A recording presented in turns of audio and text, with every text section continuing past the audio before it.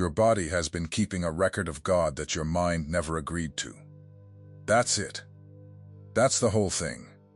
Everything else I'm going to say for the next 30 minutes is just me unfolding that one sentence for you.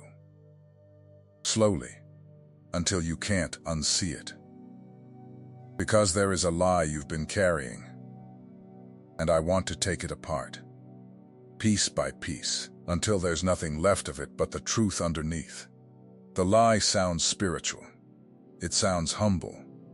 It's been repeated to you in sermons and in whispers, and in your own voice, at 2 in the morning. The lie says if God were really dealing with me, I would feel peace. And I don't feel peace.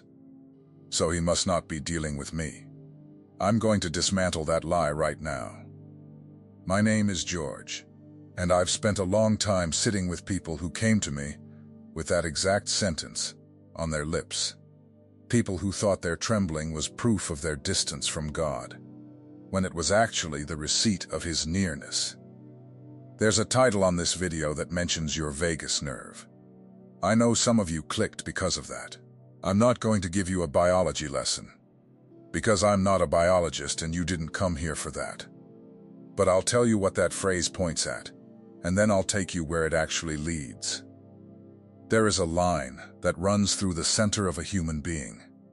It connects the place where you think to the place where you feel, to the place where you breathe.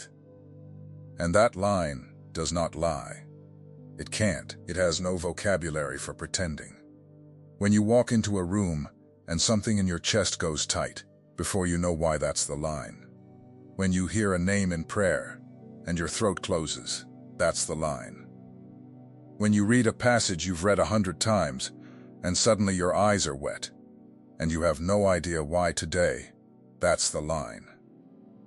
Your mind can argue with God. Your body has never learned how. And that's what this video is about. Not nerves, not science. The truth that God has been dealing with you in a place deeper than your opinions, and your body has been keeping the minutes of every meeting you swore never happened. Let me show you the picture I want you to hold on to for the rest of this. Somewhere out there, right now, there's a rock. A big one, flat, gray, been sitting in the same field for 200 years. Nothing moves it. Rain doesn't move it. Wind doesn't move it. A man with a truck and a chain couldn't move it without breaking something. And underneath that rock, in the dark, there's a root. Nobody planted it there on purpose. Nobody's watching it. It's not getting sun. By every measure anyone would use, that root is in the worst possible place a living thing could be.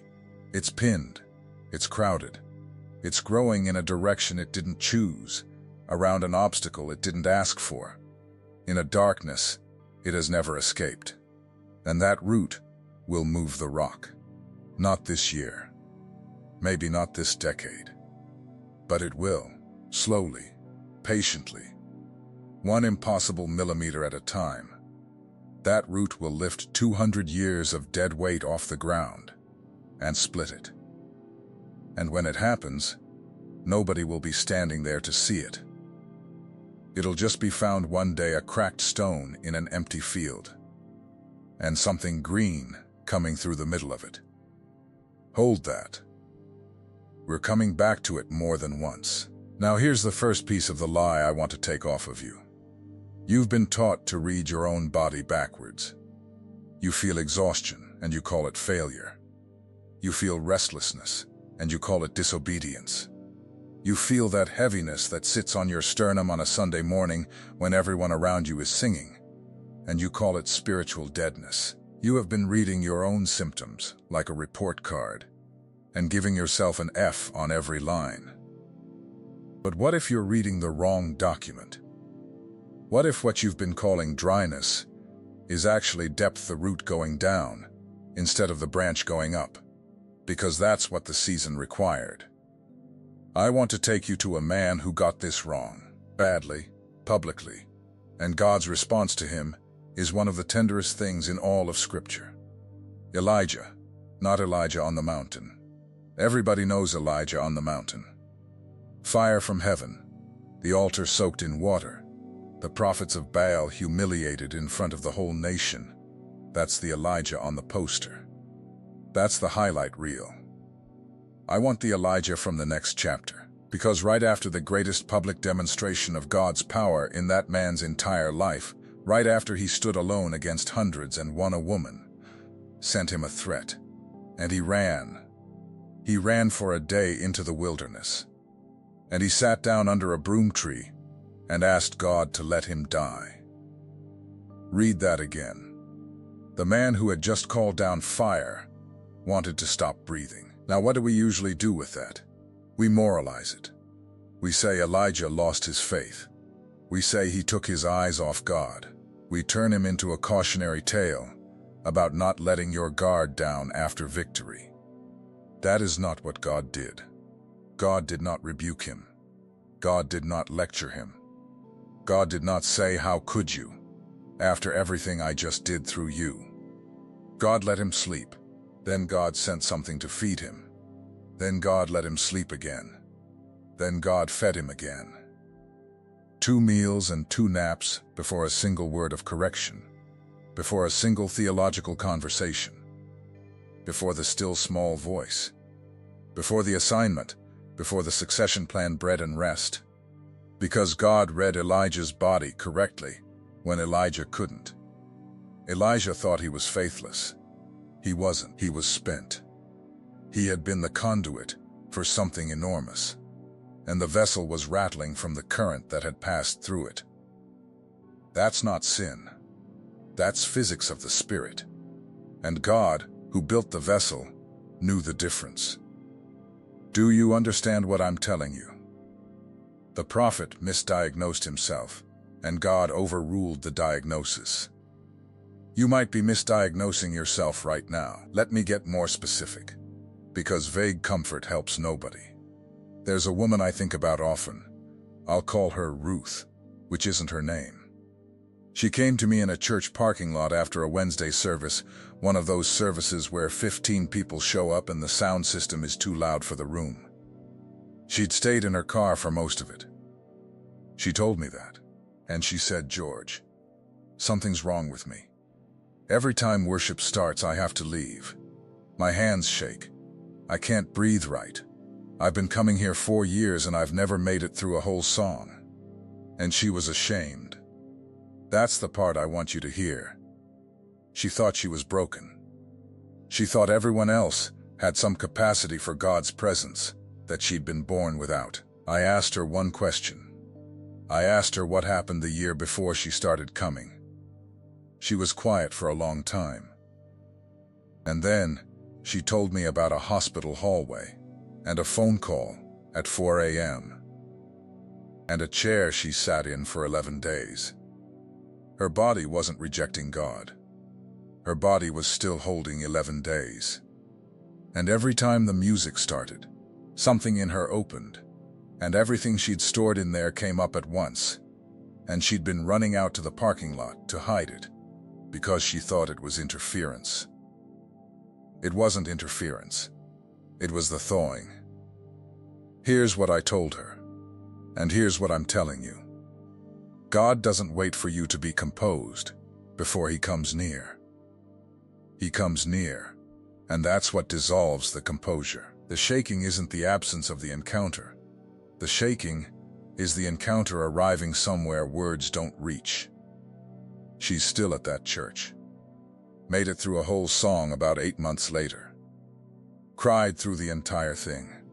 Told me afterward it was the first time she'd let herself. That's the root under the rock. That's exactly it. Something alive, pinned in the dark, doing slow work nobody applauds, moving something no one thought could move. Now let me take the lie apart a little further, because there's a second layer underneath it.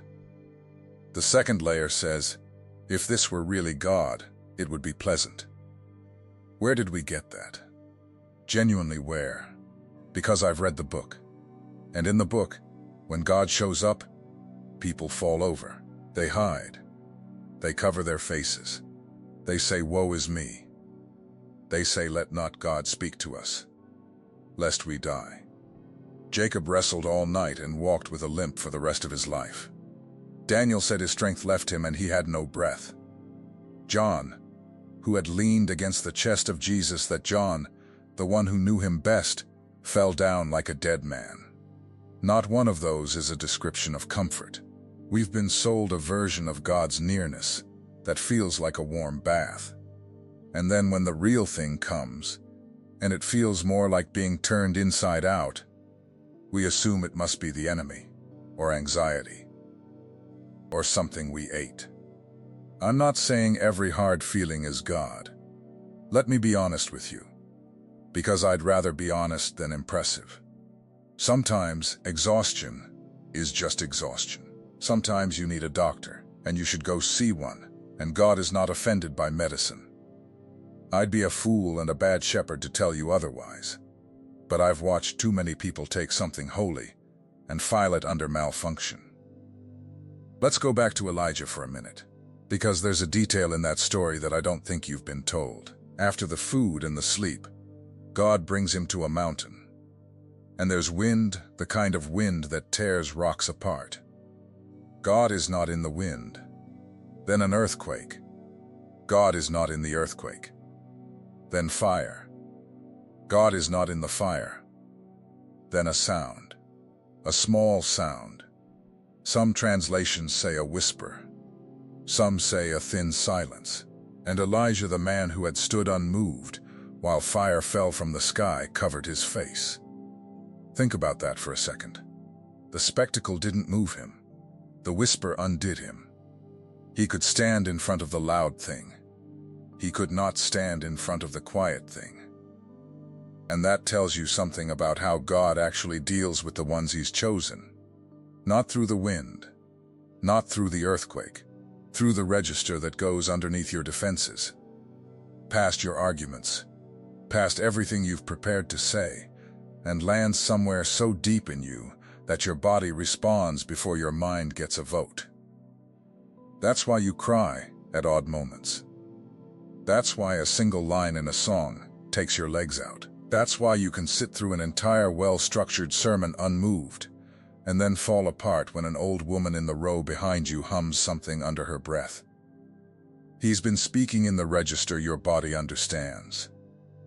I want to name some of these, because I think a lot of you have been experiencing them for years, without permission to call them what they are. The first one, the interruption at 3 a.m. You wake up, not from a nightmare, not from noise, just awake, fully, instantly, with your heart going and no explanation. And you lie there annoyed, calculating how many hours you've lost, and eventually you drift back off. I'm not going to tell you every 3 a.m. Waking is a divine summons. Sometimes it's coffee, but I will tell you this. Some of you have been woken up hundreds of times and never once asked who's there. You treated the knock as a defect in the door. Try this once. Just once. When it happens, don't reach for your phone. Say his name out loud into the dark and wait 60 seconds. That's it. 60 seconds. See what shows up. The second one. The sudden loss of appetite for what used to feed you. Things you loved go flavorless. Shows, friendships, hobbies. Ambitions, you didn't decide to leave them, they just stopped tasting like anything. And you panic, because you think something in you has died. Something in you has died. That's not the tragedy. That's the pruning. The root under the rock doesn't get to grow in every direction. It grows where there's a crack. Everywhere else, it meets stone and turns. What you're calling loss is direction. The third one, the physical reaction to certain people. You meet someone, and your whole system goes on alert, for no visible reason. Nothing was said. Nothing happened. But something in your gut folded up, and you spent the rest of the evening wanting to leave. And then, sometimes, the opposite, you meet someone and something in you unclenches, and you find yourself telling them things you haven't told people you've known 20 years. That's discernment landing in the body before it reaches language. It's older than your opinions. Stop overriding it, because you can't justify it in a sentence. The fourth one, the wait before the assignment. This one I want you to hear carefully. Some of you have felt a heaviness settle on you weeks before something happened. Before the phone call, before the diagnosis, before the door closed, and afterward you thought I knew. Something in me knew. That's not doom. That's not a curse. That's grace arriving early to stiffen the spine before the wind hits. Have you ever noticed that the people who get the most warning are usually the people who are going to be asked to carry the most?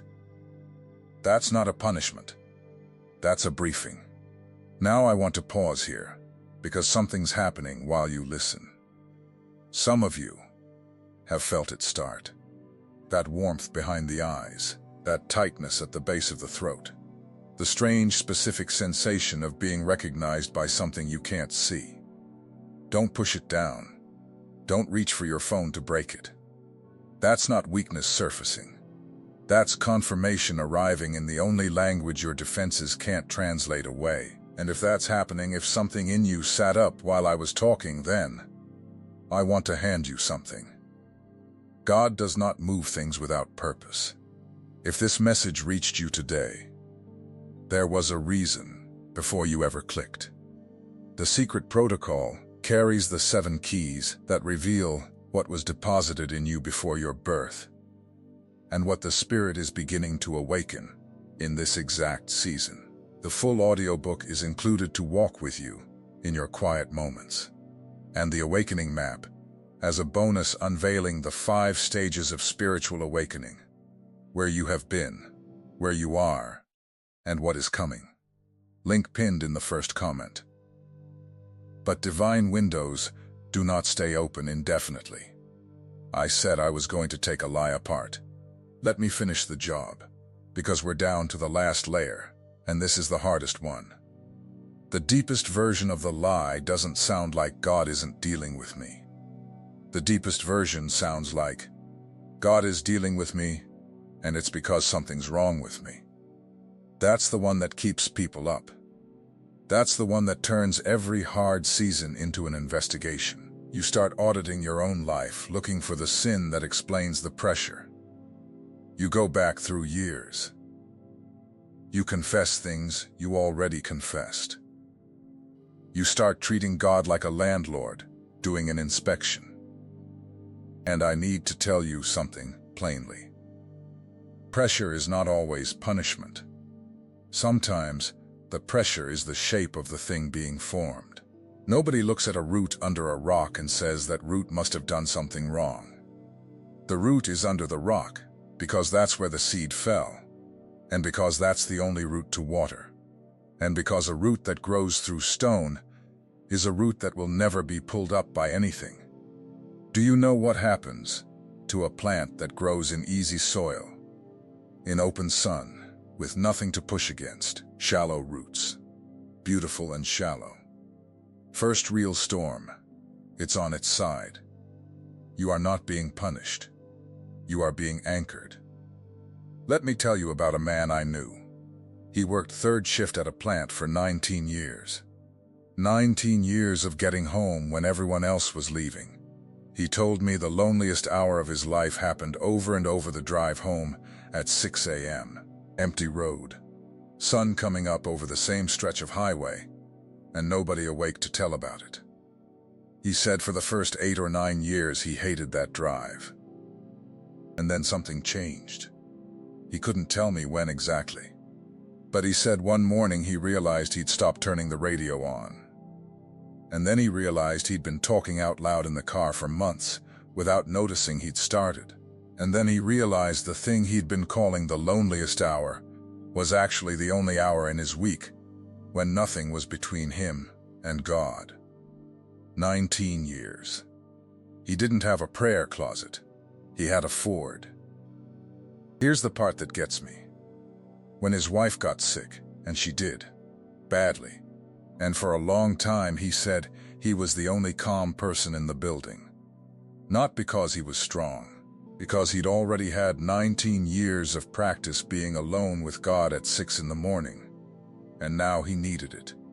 And it was already built. He'd been growing under the rock for 2 decades. And nobody, including him, knew what was being formed until the day the weight of it was needed. That's how God deals with the ones he sets apart. He builds in the dark, on a schedule you can't see, for a moment you haven't reached. And I want to stay with Elijah one more moment, because there's something in that wilderness stretch that nobody preaches. Picture the broom tree. It's not a shelter. It's a scrub bush in a desert, the kind of thing that gives you maybe enough shade for your head and your shoulders, and leaves the rest of you in the sun. That's what he had. That's the whole accommodation.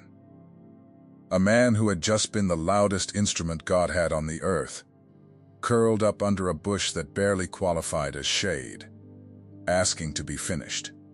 And an angel touched him.